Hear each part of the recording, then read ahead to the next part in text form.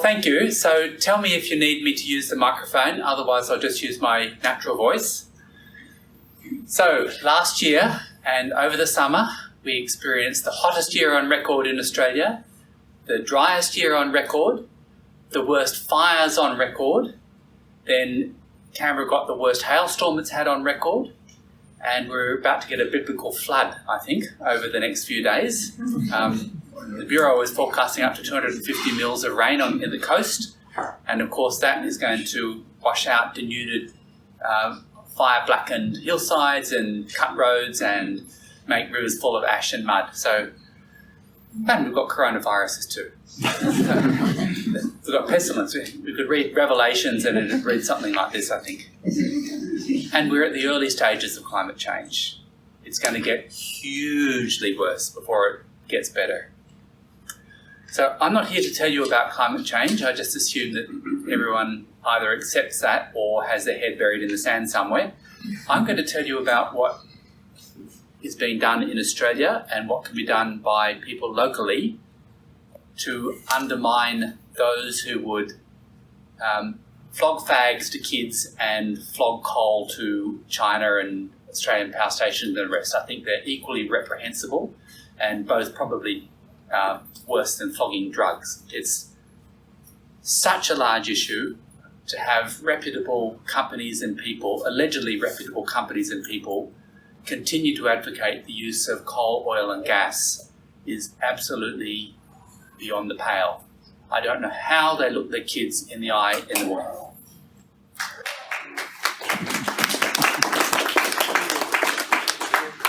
Well, there is some good news, and that is that we have a very straightforward solution to climate change, and the cost is going to be less than zero. And the basic thesis that I'm going to expound tonight is that solar PV, that's solar cells, solar panels, plus wind is the solution. It's off-the-shelf technology. There's nothing to invent, and it's a solution for millions of years into the future. Could you use the microphone? Is this better? Is this better? Yes. Okay, so I'll also tell you a little bit about pumped storage, which together with batteries and transmission completes the solution. So solar and wind creates the electricity and transmission takes it to the cities where people actually need to use it, and pumped hydro and batteries store the electricity in order to have electricity in the middle of the night. So what this graph shows is that solar and wind have already won the technology race. Wow. What you see up here is the gigawatts of new generation installed each year for a bunch of different technologies. So this is solar PV, wind, gas, coal, hydro for 2015, 16, 17 and 18 in each case. So you can see that PV, solar PV, is far away dominant now around the world. In Australia, it's 100%. Wind and PV are 100% of new generation capacity. Around the world, it's about approaching 2/3. And coal, oil, gas, nuclear, hydro, and all the others fit into the last 1/3. So solar and wind have already won the race, the technology race, simply because they're cheaper. And they're going to get cheaper, whereas the other technologies are going to get more expensive. So solar and wind are going to become ever more dominant. So I'm going to talk mostly about what's happening in Australia and show you what happens when you install 100% wind and solar for all your new generation capacity at a substantial rate, and what that does to the amount of CO2 that's being emitted. So coal is the dominant electricity generation technology still from legacy coal power stations that were built over the last 30 and 40 years. So this shows a bunch of jurisdictions and the net new coal, that is new coal power stations subtracting power stations that have reached the end of their life and closed. So this is data for 2018. So the world as a whole built about 20 gigawatts of net new coal power stations. China is by far and away dominant, about 27 or 28 gigawatts. India builds about 8 gigawatts. But several countries are closing coal power stations much faster than they're opening them. And so the overall amount of new coal power stations was about 20 gigawatts. And about 150 gigawatts of new wind and solar was installed. So coal is really quite a small part of the new generation capacity that's being built. And this will make a major difference in the long term. The trick is we don't have a long term unless we get stuck into accelerating this switchover. So let's see how we can accelerate it. This is the global installed capacity of solar PV, and you can see it's an exponential growth. So this is data up to the end of 2018. Another 120 gigawatts of solar this year takes us up into the mid 600 gigawatt range. So we are past nuclear now, more capacity for solar than there is of nuclear, and we're setting sail after coal. There's about 2,000 gigawatts of coal, and we'll pass coal in the mid-2020s. So coal will be declining by then, and solar will be exponentially growing. And people tend to underestimate technological change in even the medium term. Exponential growth has a habit of creeping up on you. There's almost nothing, and then suddenly it's everywhere. And I don't think anyone in this room would be unaware of the dramatic increase in wind and solar installations because of the good solar and wind regime in the Goulburn district. There's lots of great wind, great sun, and a lot of companies have noticed there is and are building solar and wind farms, and a lot of people are putting 5 and 10 kilowatt PV systems on their roof. So 95% of all the solar cells that are being built are made of silicon. And there's a bunch of also RANs which are probably not going to make it anytime soon. So the silicon is the dark and light blue, and the green is everything else that's not silicon solar cells. So silicon is the number 2 element in the Earth's crust. The Earth's crust is basically silicon dioxide with impurities like iron, aluminium, vanadium, and the rest. We can never run out of the raw materials required for making silicon solar cells. They are silicon for the solar cells, silicon, oxygen, sodium for the glass, carbon, oxygen, hydrogen for the plastic pottent, and iron for the support structures, and aluminium for the frame. These are all top 10 elements in the Earth's crust. We can never run out of them. The sun will continue to shine for 5 billion years. Solar photovoltaics is a forever solution. We will never ever be able to run out of the amount of energy once we switch to solar. There won't be another revolution in the technological foreseeable future. Solar is the long-term natural way that we make electricity with assistance from wind and a bit of hydro. The price of solar panels just keeps coming down. So this is a log graph. So it's an exponential decline. And this is the average module price in dollars per watt. And this is the cumulative shipments in megawatts. What the important take-home message is that the price continues to fall monotonically. There was a bit of a glitch here, but it just keeps falling, and we're actually falling below this learning curve. The learning curve is basically that as you make more of something, it gets cheaper. And historically, solar panels have been getting about 20% cheaper every time we double the cumulative sales. And there's no sign of that stopping yet. There's a long way to go before you reach the bottom of the silicon cost curve. That means that silicon modules, silicon systems, silicon photovoltaic energy will continue to get cheaper right through the 2020s and possibly into the 2030s.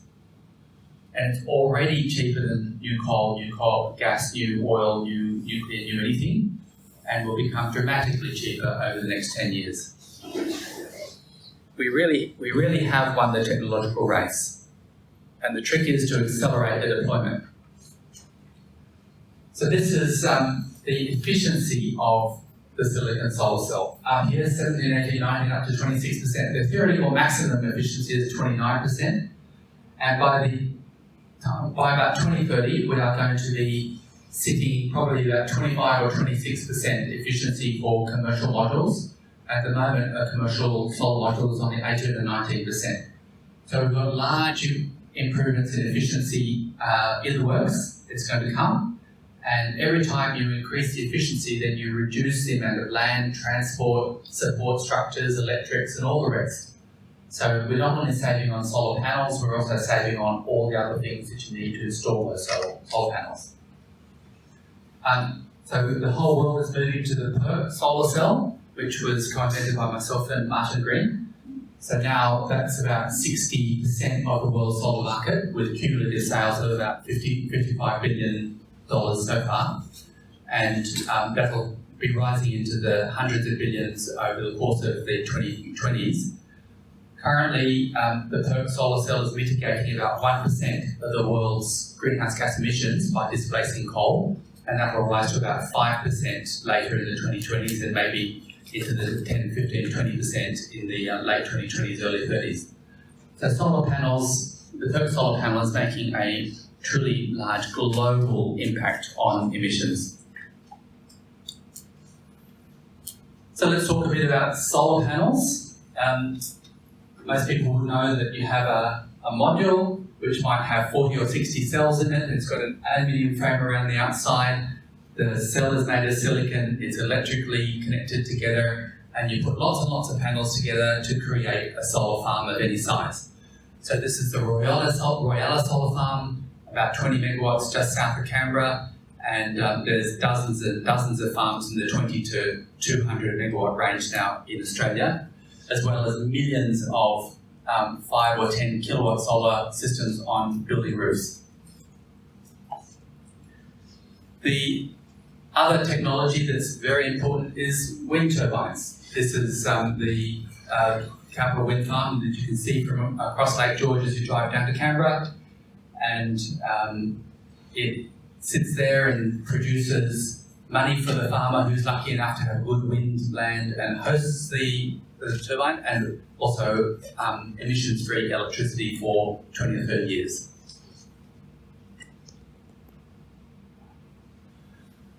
Okay, so in the previous government, the previous Labor government, there was a thing called the renewable energy target introduced of about 41 terawatt hours of new renewable generation that had to be installed before 2020.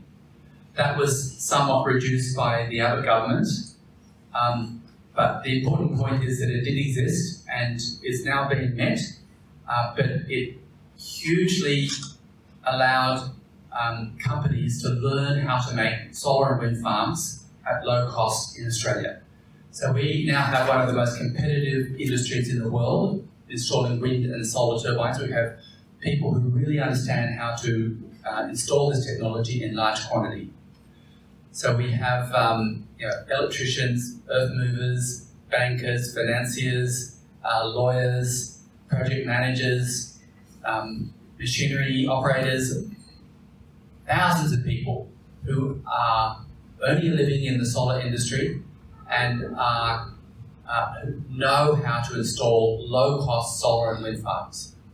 And that, coupled with the fact that we have good solar and wind regime in Australia, means that we have had a massive uptake of solar and wind. Australia is installing solar and wind on a per capita basis about 4 to 5 times faster than the EU or Japan or China or the USA. We are the global superstar in terms of per capita installation of solar and wind. There's nobody else can touch us over several years now. So 2018 data for Australia is here, 2019 here, and 2020. Around about 200 watts per person per year of solar and wind being installed. And China, USA, Japan, and the EU is averaging about 40 or 50. The world is averaging about 20. So we are far ahead of anywhere else on the earth we are the global leaders and a global pathfinder. And this is an important point I'll come back to a bit later. Okay, so we can build solar and wind very fast, no problem. But once we get up to the 30, 40, 50% penetration of solar and wind, we do need to balance the grid. That means that when the sun and wind is not available, we need to have storage, and we also need a lot more transmission to move the energy from places like the Goulburn district into Sydney and Melbourne, so that it can be sold to customers. So in order to stabilise a 100% renewable electricity grid, the first thing is it's really nice to have wind and solar, because often the wind and solar are not correlated. So you might have a sunny day that's got no wind, or a windy day that's got a lot of rain and no sun. And if you've got both, then the chance that you've got no wind and no sun is much lower. Importantly, of course, the wind does blow at night and the sun never shines at night, so it's good to have wind and solar. The second is that you want to spread the wind and solar out over a huge area, like 1 million square kilometres, which is the approximate area of the national electricity market on the eastern seaboard of Australia. This hugely smooths out local weather and reduces the amount of storage by a factor of 5 or 10. If you tried to make the Goulburn district 100% renewables, you would need a huge amount of storage to ride through the odd period where you've got no wind and no sun. Whereas if you spread those turbines over 1 million square kilometres, you need much less storage. Thirdly, demand management is fairly obvious. You have interruptible loads, so that if you have a problem, you can turn off a load quickly, like a conditioning load or an aluminium smelter or something else, and then turn it on again to soak up excess power at a later time. But finally, you do actually need storage, and there's only 2 significant potential storage mechanisms. That is pump hydro, which is about 97% of all storage by capacity and 99% by energy, and batteries, which are becoming more important.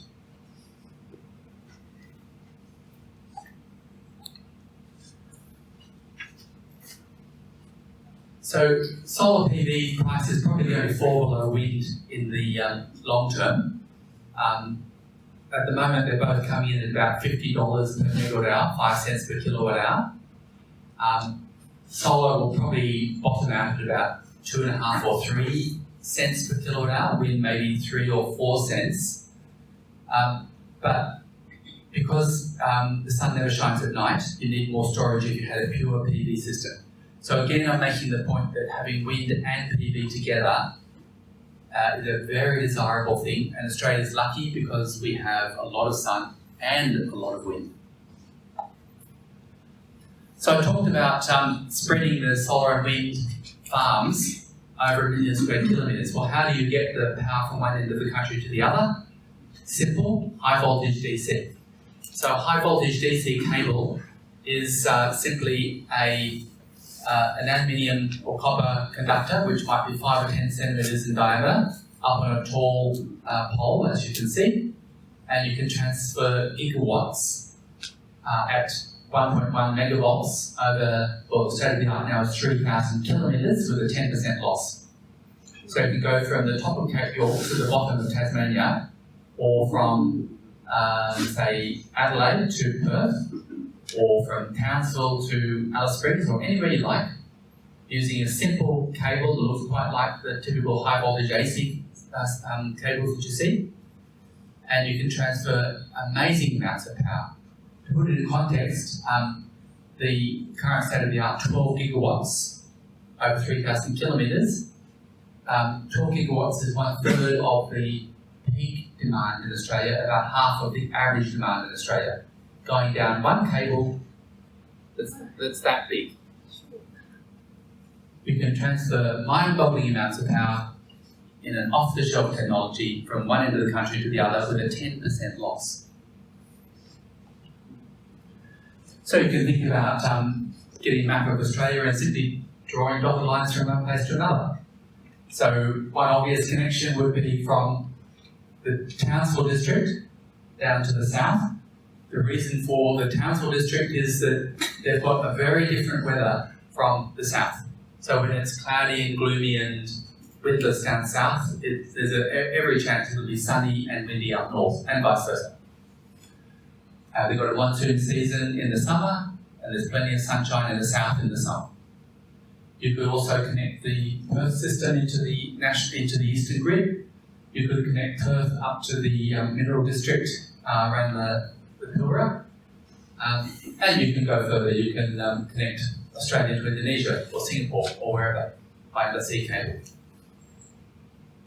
So high voltage DC enables you to spread your collectors and your loads over vast areas and hugely smooths out local weather and demand.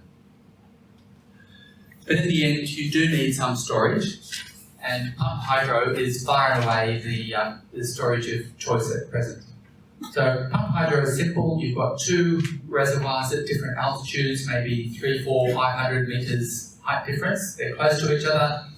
You connect them with a pipe, and in that pipe is a turbine which turns a generator which makes electricity, and so the water in the upper reservoir can rush down through the tunnel, through the turbine, and you can get electricity. And if you've got too much electricity because it's windy and sunny, and you want to store it, you, instead of taking electricity out of the generator, you put it in, and that makes it run backwards and pumps water back up the hill. And going from water in the bottom reservoir up to water in the upper reservoir and back to the lower reservoir has a round trip efficiency of about 80%. So if you put in 100 joules of energy pushing the water up to the upper reservoir, you'll get back about 80 at the lower reservoir when you need it again. So a battery is typically 85 or 90% efficient. So batteries and pumped hydro are both in the sort of 80-90% efficiency range, round trip efficiency. So I got very tired of hearing that there's no more opportunities for pumped hydro storage in Australia because all the rivers that are going to get dammed have been dammed. That's a very narrow view because 99% of Australia is not on a river, and if you confine yourself to river-based hydro, then you miss 99% of all the opportunities. So we've now done a global search, and we found 616,000 sites around the world for pumped hydro, and this is about 200 times as many sites as we need to support a 100% renewable energy system. So in every place in the world, there is ample opportunity for unlimited amounts of storage to support 100% renewable energy. So you can just see where they are. No surprise, most of them are down the Great Dividing Range in Australia, the Flinders Ranges. New Zealand has got a mind-boggling number, no big surprise there. Every one of these sites is outside a national park. We didn't look inside national parks. So you can see the Himalayas is very well serviced by pumped hydro. This is the Rockies, the Appalachians, the Andes. So everyone's got pumped hydro storage sites, unlimited numbers.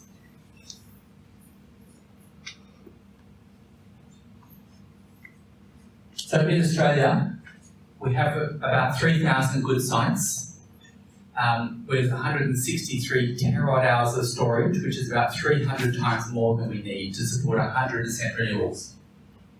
So there really is no technical obstacle to going to 100% renewables in Australia. And the important thing is that pumped hydro is far and away the cheapest form of energy storage. And as I'll show you a bit later, adds very little to the overall cost of a secure, variable renewable electricity system. You can go to our website and you can zoom in and have a look at all these sites. So I'm just going to show you a snapshot of someone that zoomed in the Araluen district, which is very close to here, of course. Most of you have been down the Araluen road at some stage, I suppose, that connects Braidwood through to Maria. So if you zoom in on our website, you'll start to resolve the individual reservoirs. So this is an upper reservoir, the light blue, the dark blue is the lower reservoir. This is up on the escarpment, this is down in the Araluen Valley. These are the hypothetical tunnel routes between the two reservoirs. It's colour coded, so red is a good site, Oranges are not quite so good site, but still pretty good. Yellow is an E-class site, so we've classified them into A, B, C, D, and E-class. A is the best, E is still pretty good, but it's twice as expensive as an A-class site. You click on the tunnel route, you'll get a pop-up with a lot of information about it, the head, the volume, the slope, and a whole bunch of other things. You click on a reservoir, you'll get a lot of information about the reservoir. You can download spreadsheets. You can go and look in your favourite area in your backyard to see whether you have a good pump hydro site or not. Importantly, they're all off-river. We're not proposing to dam any new rivers. So they're kind of like lakes or something? So these would be oversized farm dams. You get out with a bulldozer, you move a bit of rock, you create, and I think people around here know how to make dams. It's just slightly larger than the average dam, but they're not very large.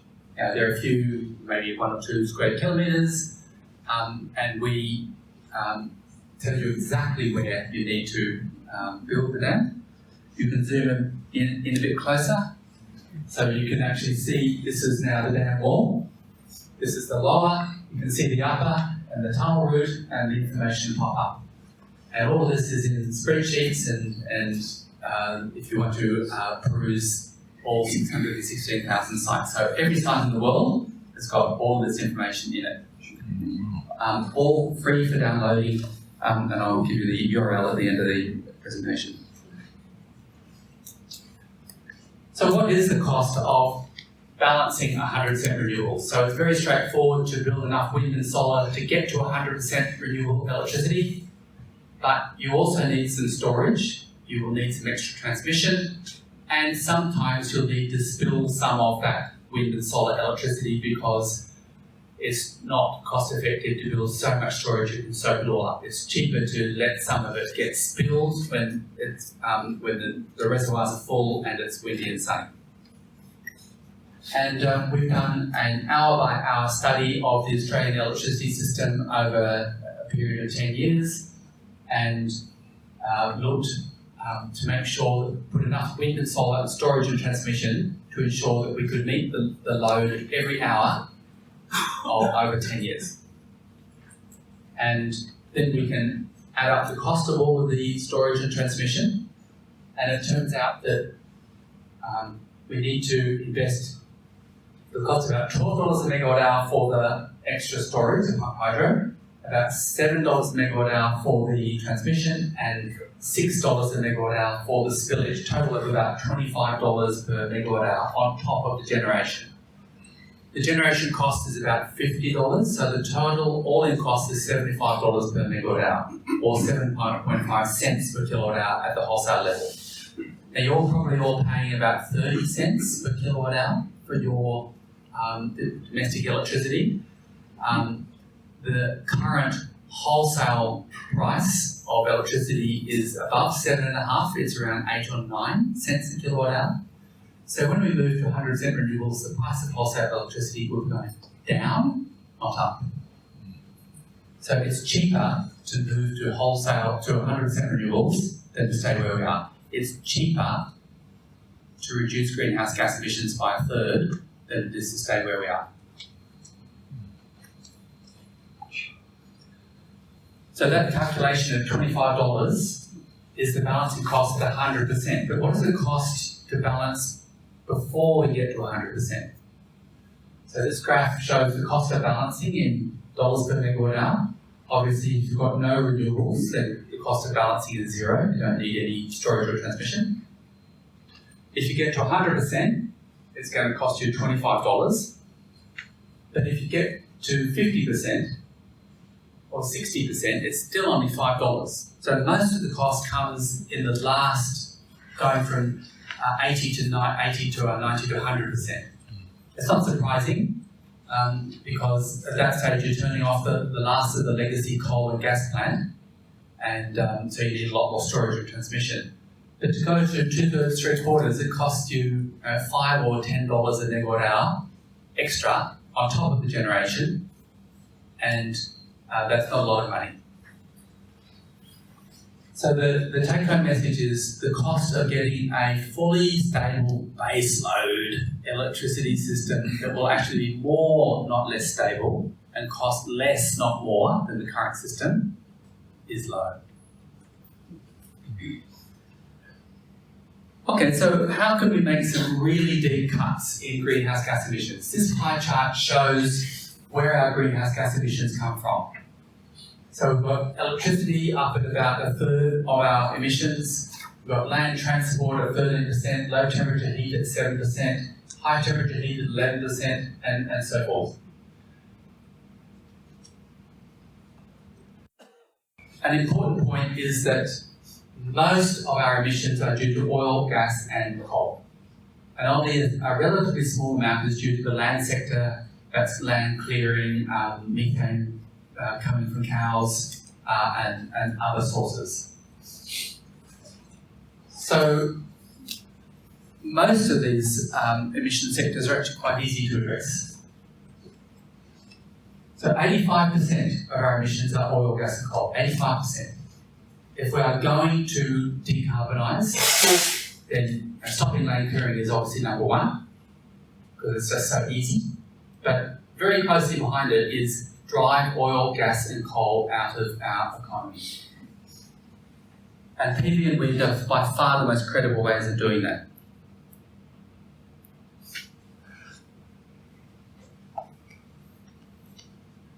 So driving coal out of the electricity system is easy. We're doing that right now. That's simply more wind and PV and close down the coal plant and do it quick. Driving oil out of the transport system is easy. Electric cars are coming. During this decade, there's going to be a complete revolution in land transport. I would imagine that by the late 2020s, the great majority of new vehicles, not just cars, but trucks and buses and everything else, will be electric. And of course, that electricity will come from wind and solar. So 36%, getting rid of the coal out of the electricity system. Get rid of another 13% of emissions by driving oil out of the transport system. There's another easy 7%, drive gas out of water and space heating. So stop burning gas to heat your house and heat your water, and use solar and electric-driven heat pumps. And 36 plus 13 plus 7 is 56% of our emissions are off-the-shelf technology that will cost less than what we're doing now.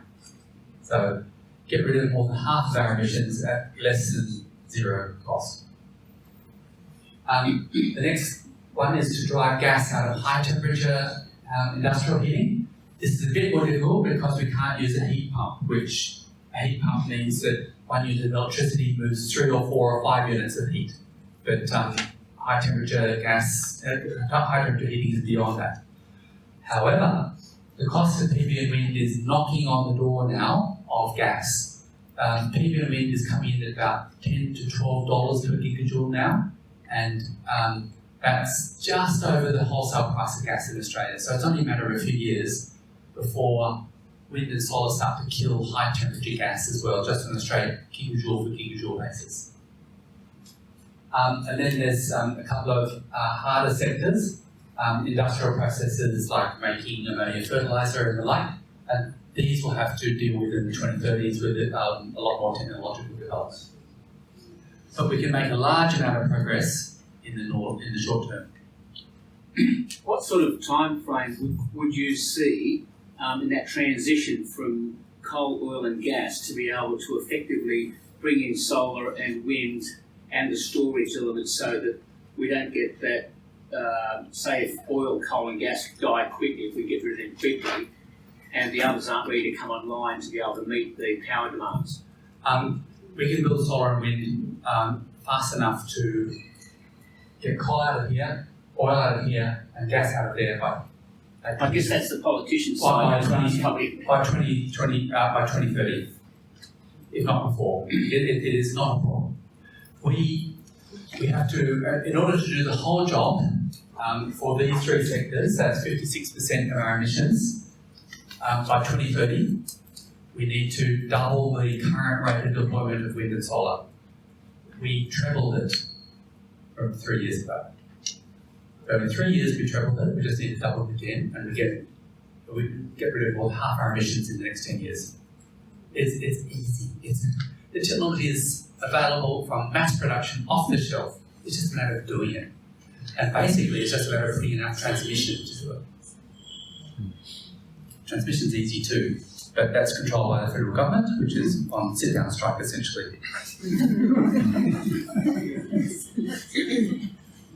Alright, so if we wanted to push all oil, gas and coal out of Australia, that's an 85% emissions reduction.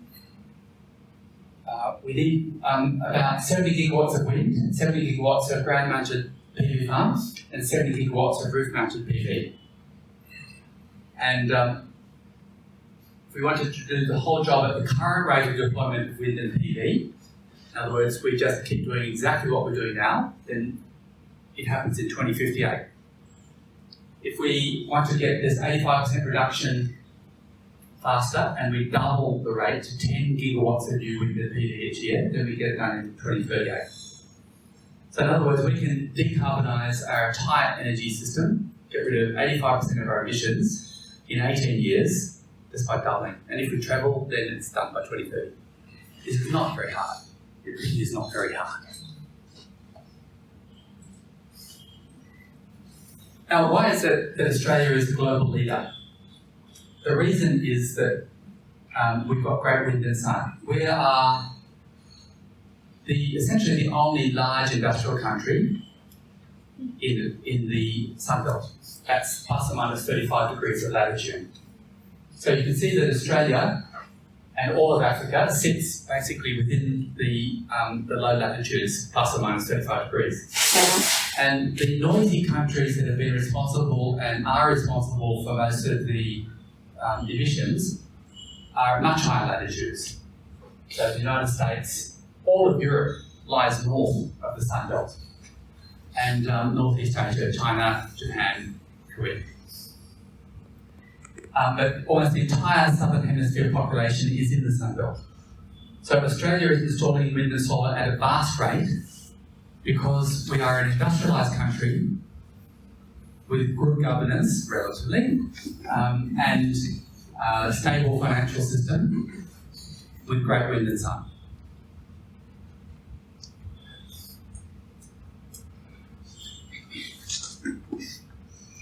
So I just should say that the colours here represent the amount of sunshine available. So you can see that the Atacama Desert, where it never rains, is the best on Earth. But Australia has got vast areas of really great sun. Interestingly, southwest Tasmania, the World Heritage Area where it rains all the time, is not a very good place for solar. It's only better than all of Northern Europe. So we've got, it actually shines there sometimes, and Northern Europe seems to be gloomy clouds like this every day of the year. So we've got lots and lots of sunshine and a number of other advantages, as I mentioned. There's also great wind power potential. And you can see that Africa's got great wind except in the central areas. The tropics, of course, don't have a lot of wind. The wind is driven by a Coriolis effect, so the further you are from the tropics, generally the stronger the wind is. Importantly, 3/4 of the world's population lives in the Sun Belt, plus or minus 35 degrees of latitude. They've got great sun. And those who don't live there have good wind. So the northern latitudes have got great wind. So high voltage DC cables can transfer energy from the Sun Belt into the northern areas and wind energy from the north into the Sun Belt. So it's possible to trade energy, and this is a wonderful way of ensuring peace, because if you turn off my solar power during the day, I'll turn off your wind power at night. And you can't go to war. I mean, a lot of people talk about Russian gas being terrible because it binds Europe. Well, yes, the Russians could turn off the gas and make Europe very cold in winter, but then the Europeans will turn off the money. That's the other part, going the other direction. So Russia and Europe cannot afford to go to war. This is a fantastic way of, energy trade is a fantastic way to stabilise politics. So let's have a look at the Sun Belt countries where 3/4 of the world's population lives. Australia, which is a Sunbelt country, but it's a developed country, and the north, the noisy north. Oh, it's all too hard to do anything about climate change, it's too expensive, let's not do anything. So the latitude, Australia and the Sunbelt are low, the north is high latitude. The solar resource is excellent in the Sunbelt and not so good in the north. The seasonality of solar is good in that there's not much of it in the Sunbelt. In other words, you get sun most days of the year, whereas in the north, in winter, you get almost no sun at all. There's good access to wind for all areas. The heating load is low, where 3/4 of the world population lives. This means you don't have to spend a lot of money on storage for winter. And a whole bunch of other attributes which make Australia like the Sunbelt and Australia as the global leader to lead the Sunbelt countries where 3/4 of the world population live into a solar wind future and not go via a fossil fuel future. So this is one of my favourite graphs from the government clean energy regulator in Australia, and it shows the megawatt capacity that's been installed or planned in Australia from January 2016 up to the end of 2019, and this graph gets updated each month. So what you see here is the light blue is the probable new coming online. The dark blue is those projects that are committed, and then the grey are those projects that have gone almost to completion. So what you can see is that there's been a massive increase in installation of wind and solar in the years since January 2016, in 2016, 17, 18 and 19, and it's continuing in 2020. So basically, the Australian PV wind sector took off in 2016 and it continues to grow rapidly. It's now running into problems because the federal government is on strike in terms of assisting rapid deployment of new transmission to get the energy to the cities, but it is still continuing as companies try and find ways to get around the problems with the federal government energy policy. So this actually has an effect when you build this much. What you see here is a family of curves, January to December, of the wind and solar fraction of the national electricity market. So back in the early days, 2014, 15, 16, 17, the curves are hovering between 5 and 10% each month. So 5 or 10% of our electricity was coming from solar and wind. But look what happened in late 2018 as some of these new projects started to come on stream, and in particular in 2019. So 2019 is 5% clear of 2018, and 2020 will be about 5% clear of 2019. That means that we have increased the solar fraction and solar plus wind fraction by about 5 percentage points in 2019 and again in 2020, and it'll happen again in 2021. So it doesn't take much maths to work out that if you add 5 percentage points to your renewable fraction, it doesn't take many years to start to get over 50% and then head on for 100%. And this is now starting to have an effect on Australia's emissions. So Australia's emissions are actually now falling. They're not increasing anymore.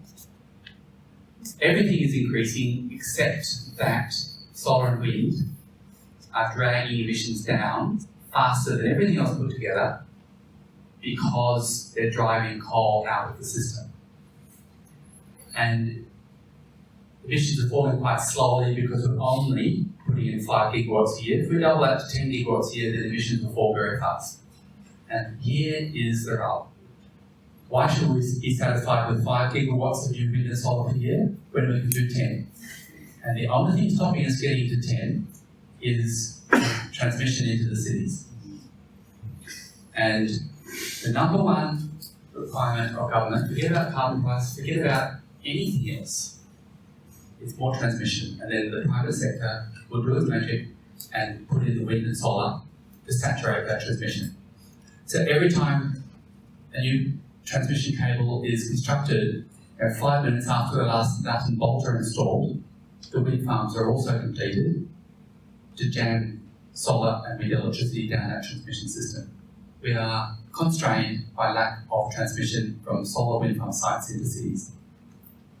And in a couple of minutes I'll talk about what you in Goulburn can do.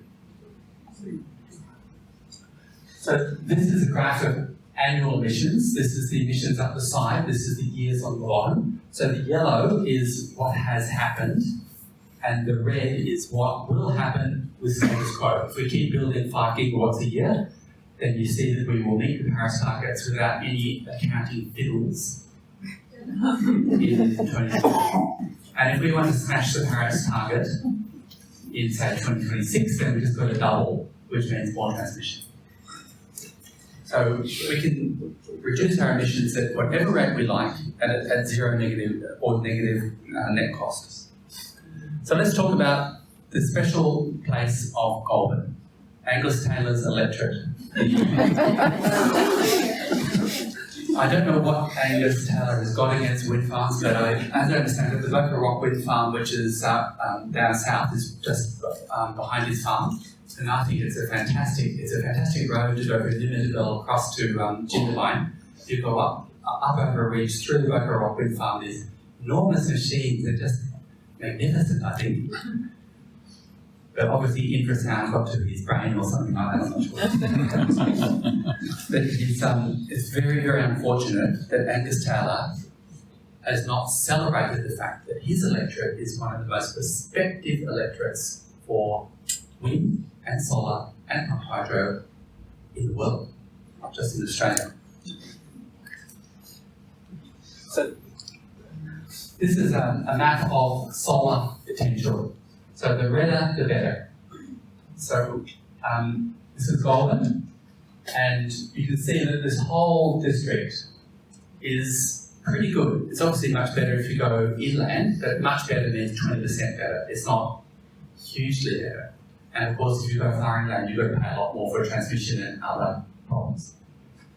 Yeah, the region around Goulburn, north and south, Coomera, up to Crookwell, has good infrastructure, large numbers of highly skilled people, close to the cities, and it's just great for solar. What about wind? Well, the redder the better, again. Here's Goulburn. Wind! It's fantastic! So you've got wind and solar in the same place, and close to Canberra, and close to Sydney, and close to high voltage power lines.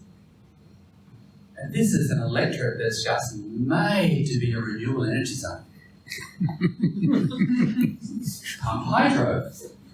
So the more red dots you can see, the better. So there's plenty of pump hydro opportunities west of the ranges. Once again, here's Goulburn, up around Crookwell, down Araluen, down around Brown Mountain, Benboca. Great pump hydro, unlimited opportunities.